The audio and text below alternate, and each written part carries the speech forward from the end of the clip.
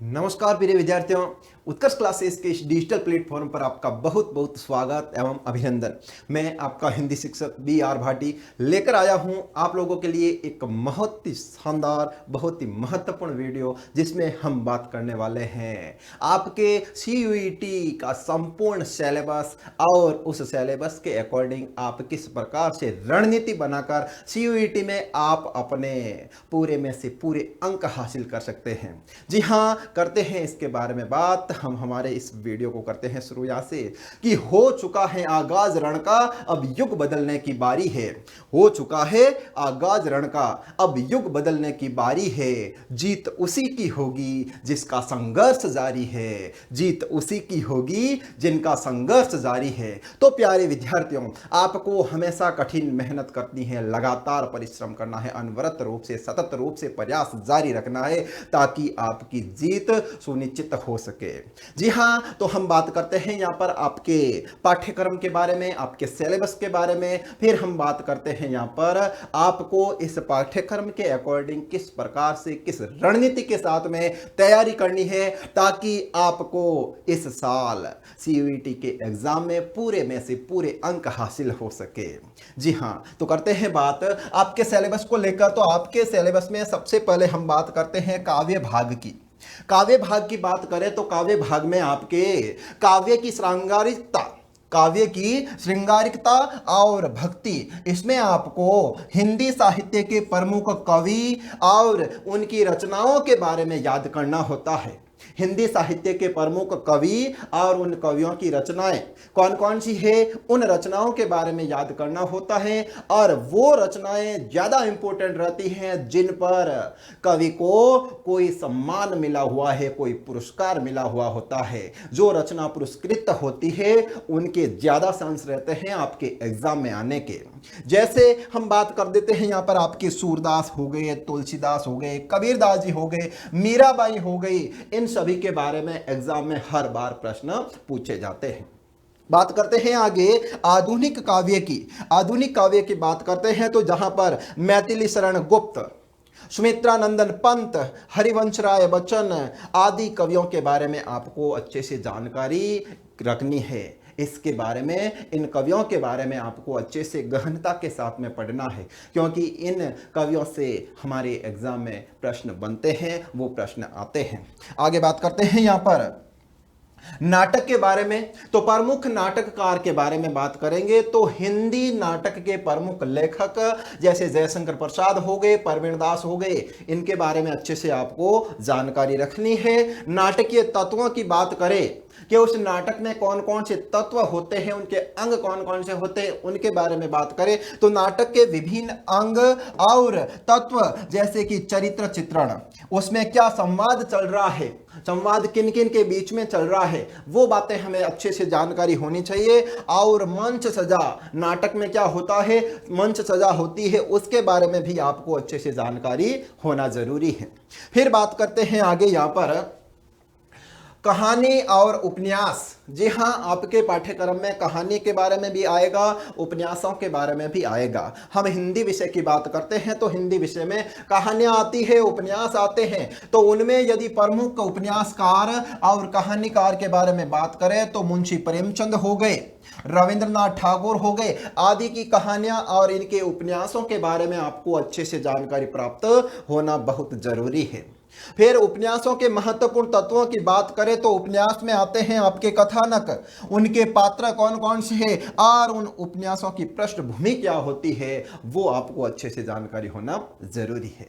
फिर बात करते हैं आगे व्याकरण के बारे में। आपके पाठ्यक्रम में व्याकरण के कौन कौन से टॉपिक्स आने वाले हैं, कौन कौन से बिंदु आने वाले हैं, उनके बारे में यदि बात करें तो व्याकरण में आपको संज्ञा, सर्वनाम, क्रिया, विशेषण, वाक्य संरचना, संधि, समास, उपसर्ग, प्रत्यय, विलोम शब्द, पर्यायवाची शब्द, युग्म शब्द, अनेकार्थक शब्द, मुहावरे और लोकोक्तियां आदि, इन सभी के बारे में आपको अच्छे से जानकारी इकट्ठा करना है, इनके बारे में अच्छे से जानकारी प्राप्त करना है। इनके अलावा और भी व्याकरण के जो टॉपिक है वो भी आपके प्रश्न उत्तर उनसे भी बन सकते हैं, उनके बारे में भी आपको अच्छे से जानकारी ग्रहण करनी है। फिर बात करें आगे यहाँ पर हिंदी भाषा और साहित्य का इतिहास।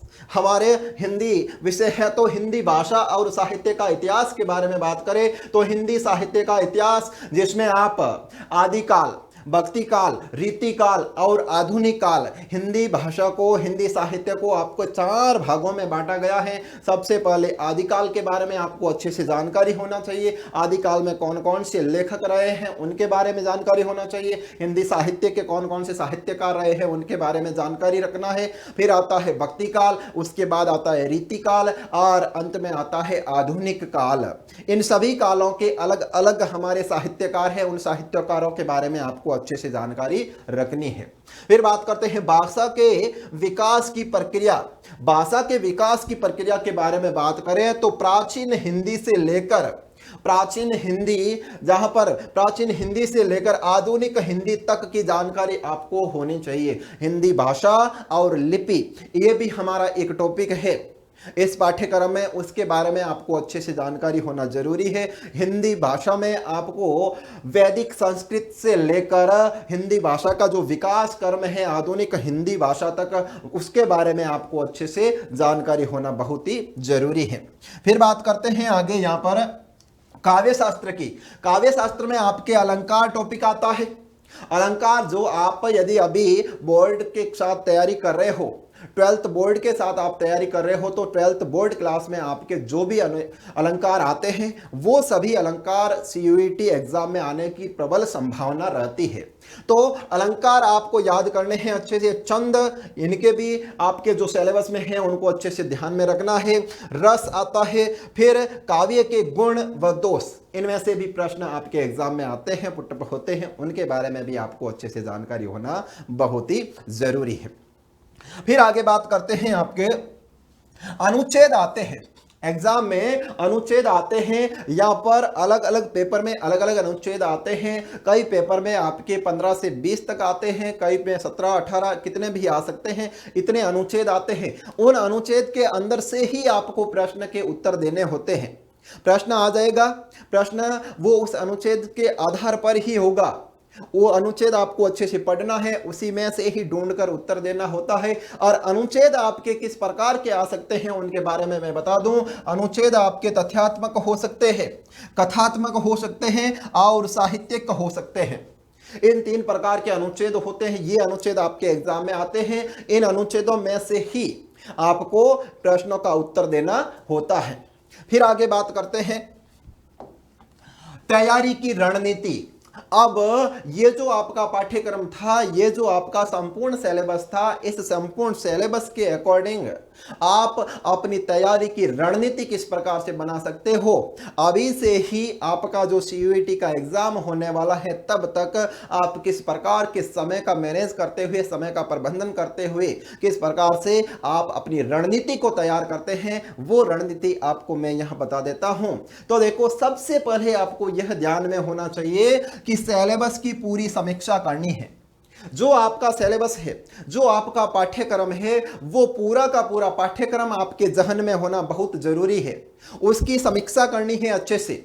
हाँ, संपूर्ण सिलेबस की समीक्षा करनी जरूरी है। सबसे पहले सिलेबस की एक विस्तृत समीक्षा करें और उसमें शामिल सभी विषयों को स्पष्ट कर दें कि कौन कौन से टॉपिक है हमारे इस बार के सिलेबस में, उसके बारे में आपको अच्छे से नॉलेज होना चाहिए। हर समय आपके जहन में आपका पाठ्यक्रम बहुत जरूरी हो जाता है, वो होना बहुत जरूरी है। फिर आगे बात करते हैं अध्ययन सामग्री का चयन। आप जो सामग्री पढ़ रहे हैं उस सामग्री का अच्छे से चयन करना है। आपको क्या पढ़ना है, क्या नहीं पढ़ना है, उसके बारे में आपको पहले से ही जानकारी होना बहुत जरूरी है। तो NCERT की किताबें जो आपके पाठ्यक्रम में है, NCERT की किताबें, उस NCERT की किताबों को फॉलो करना है। वहां से प्रश्न हूबहू आपके एग्जाम में आते हैं। हाँ, फिर संदर्भ पुस्तकें हो गई, उनको आपको अच्छे से पढ़ना है और विशेष रूप से ध्यान रखना है कि पिछले वर्षों के जो प्रश्न पत्र है उनको आपको अध्ययन में शामिल करना है। जितने भी पिछले सालों में एग्जाम में प्रश्न पत्र आए हैं उनमें से किस प्रकार के प्रश्न बने हैं, उन सभी प्रश्नों के बारे में आपको अच्छे से जानकारी होना चाहिए कि प्रश्न पत्र कैसा आता है, किस टाइप के प्रश्न आते हैं। आजकल प्रश्नों के पैटर्न बिल्कुल चेंज हो गए हैं, उस पैटर्न की आपको अच्छे से जानकारी होना बहुत ही जरूरी है। तो अध्ययन सामग्री का चयन आपको इस रूप में करना होता है। फिर टाइम टेबल बनाए।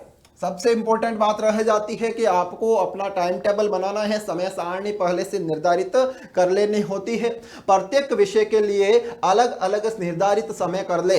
प्रत्येक विषय के लिए आपको समय अलग अलग निर्धारित कर देना है कि मुझे इतने घंटे इस सब्जेक्ट को पढ़ना है, इतने से इतने बजे तक मुझे इस सब्जेक्ट को पढ़ना है, इस विषय को पढ़ना है। वो समय आप पहले से ही निर्धारित कर ले और नियमित रूप से उसका पालन करें। जो समय सारणी आप बना रहे हैं उस समय सारणी का नियमित रूप से पालन करें। हो जाता है हम जोश जोश में समय सारणी बना देते हैं, उसको 1 दिन 2 दिन 3 दिन तो फॉलो करते हैं, उसका पालन करने, उसके बाद में छोड़ देते हैं। ऐसा नहीं करना है। नियमित रूप से आपकी आदत बन जानी चाहिए, आपकी लत लगनी चाहिए कि मुझे इस समय के बीच में मुझे इस सब्जेक्ट को पढ़ना है तो पढ़ना ही है। समय का मैनेज बहुत जरूरी हो जाता है। हाँ, फिर आगे बात करते हैं प्रैक्टिस और रिवीजन। हाँ, इंपॉर्टेंट यह भी है कि प्रैक्टिस और रिवीजन नियमित रूप से मॉक टेस्ट और प्रैक्टिस सेट्स का समाधान करें। आप हमेशा डेली का रूटीन बना दे, नियमित रूप से एक आदत डाल दे कि मुझे इतने मॉक टेस्ट सॉल्व करने हैं। तो इससे क्या होगा कि आपका जो एग्जाम पेपर सरल करने की, हल करने की जो रणनीति है वो पहले से ही ध्यान में होगी और वो आदत में आ जाएगा कि ऐसे प्रश्न आएंगे तो इन प्रश्नों को इस प्रकार से हल कर सकता हूं। तो मॉक टेस्ट ज्यादा से ज्यादा दे, प्रैक्टिस सेट्स का समाधान करें और समय समय पर रिवीजन करें ताकि आपको सभी महत्वपूर्ण बिंदुओं की याद बनी रहे। रिवीजन बहुत जरूरी है। आप कितना भी पढ़ लो, एक दिन में 10 घंटे नहीं 18 घंटे भी पढ़ लो, लेकिन जब तक आप वापस अभ्यास नहीं करेंगे, रिवीजन नहीं करेंगे, दोहरान कार्य नहीं करेंगे, तब तक वो आपके दिमाग में स्थायी घर नहीं करेंगे। थोड़े समय के लिए तो याद रहेगा लेकिन बाद में भूल जाओगे। मानव प्रवृत्ति है, जब तक आप रिवीजन में नहीं लाते हो किसी भी चीज को, कोई भी टॉपिक है जिसको, तो आप उसको भूलोगे। तो सबसे अच्छे से अधिक जानकारी इस बारे में भी आपको रखनी है कि मुझे हमेशा प्रैक्टिस करनी है, हमेशा रिवीजन करना है। जो भी पढ़ा है, जितना भी पढ़ा है, उसको समय समय पर वापस रिवीजन में लाना बहुत जरूरी हो जाता है। फिर आगे बात करते हैं साहित्यिक रचनाएं पढ़े। जो अपने हिंदी विषय में साहित्यिक रचनाएं हैं, जैसे प्रमुख कवि हो गए, लेखक हो गए, उनकी जो रचनाएं हैं उनको ध्यान से पढ़ना है और उन रचनाओं का विश्लेषण करना है। अपने आप से विश्लेषण करोगे तो उनमें से जो भी प्रश्न, किसी भी प्रकार का, किसी भी टाइप का प्रश्न क्यों ना बन जाए, वो प्रश्न हम आराम से हल कर सकते हैं। हाँ, फिर है हिंदी व्याकरण पर ध्यान दे। सबसे ज्यादा प्रश्न आपके सीयूईटी हिंदी में व्याकरण पर आधारित ही आते हैं। तो व्याकरण के प्रश्नों को अच्छे से ध्यान में रखना है, व्याकरण को ज्यादा से ज्यादा पढ़ना है, उसकी प्रैक्टिस ज्यादा से ज्यादा आपको करनी है। व्याकरण के नियमों का अध्ययन करें और उनकी प्रैक्टिस करें। जितने भी नियम बन रहे, कोई भी टॉपिक क्यों ना हो, उनके अलग अलग नियम होते हैं। उस नियमों की जानकारी आपको अच्छे से होना जरूरी है और उस नियमों की आप प्रैक्टिस करते रहे, उनका डेली अभ्यास करते रहे। हाँ, और समय प्रबंधन, समय का प्रबंधन, समय का मैनेजमेंट, टाइम मैनेजमेंट बहुत जरूरी हो जाता है। परीक्षा के समय को ध्यान में रखते हुए उत्तर देने की गति और स्पष्टता पर ध्यान दें। हाँ, परीक्षा आपके 1 घंटे की होती है, 1 घंटा आपका समय है, तो उस 1 घंटे में आप जितने प्रश्न आते हैं उनको किस प्रकार से हल कर सकते हैं, कितने समय में कितने प्रश्न हल करने हैं, वो पहले से आपके जहन में होना जरूरी है।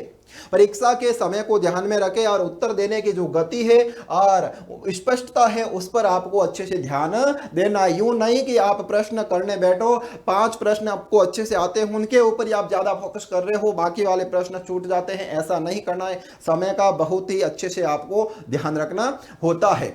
सही दिशा में सही तैयारी के साथ, सही दिशा में सही तैयारी के साथ आप सीयूईटी हिंदी पेपर में अच्छा प्रदर्शन कर सकते हैं, लेकिन ध्यान रखें कि निरंतरता और समर्पण ही सफलता की कुंजी है। निरंतरता और समर्पण, सतत रूप से, लगातार रूप से आपके द्वारा की हुई मेहनत ही आपकी सफलता की कुंजी है। तो प्यारे विद्यार्थियों, धन्यवाद।